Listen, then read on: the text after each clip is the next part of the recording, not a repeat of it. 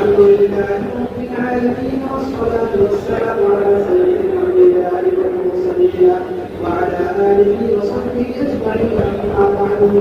فإن أصدق الحديث كتاب الله وأحسن الهدي هدي محمد صلى الله عليه وسلم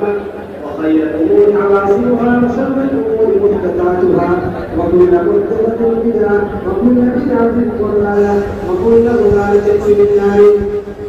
وبه قال حدثنا فضيلة الشيخ محمد الدومندي قال حدثنا الشيخ المقري محمد طيب الدومندي قال حدثنا الشيخ محمد نصر قال الحزاري قال حدثنا الشيخ حبيب محمد حسن الدومندي قال حدثنا الشيخ رشيد احمد الكحولي قال حدثنا الشيخ عبد الغني الجدي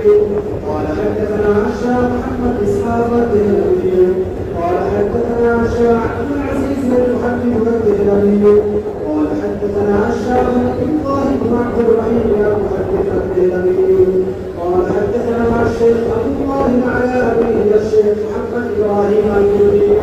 قال حدثنا الشيخ احمد القشاشي قال حدثنا الشيخ احمد بن عبد القدوس الشنابي قال حدثنا الشيخ شمس الدين محمد بن احمد اليماني قال حدثنا شيخ الاسلام زين الدين سعيد بن محمد الانصاري قال حدثنا الشيخ ابو الحسن علي بن محمد بن ابي احمد الاشعري قال حدثنا ابو العباس احمد بن ابي طالب الحجاج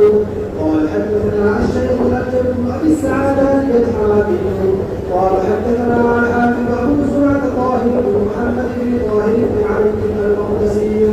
قال حدثنا الشيخ الحافظ منصور محمد بن حسين التصويري قال حدثنا الشيخ ابو طلحه القاسم بن محمد بن احمد بن منصور القتال منصور القتال بن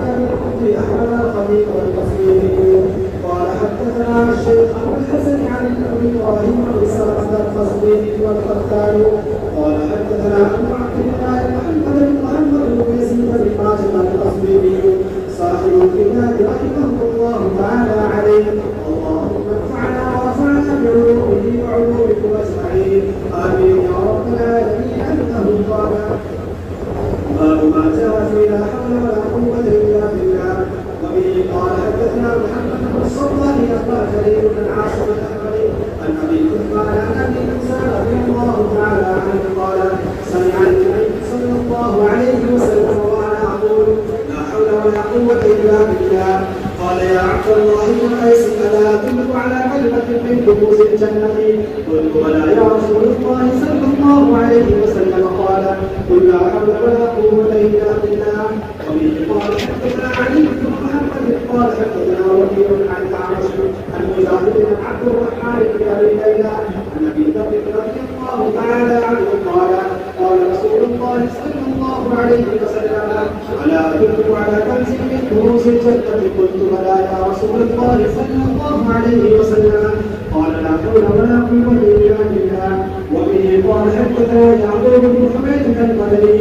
قال حدثنا محمد بن معن قال حدثنا خالد بن سعيد عن ابي سعيد مولى حاسم بن حرمله عن حاسم بن حرمله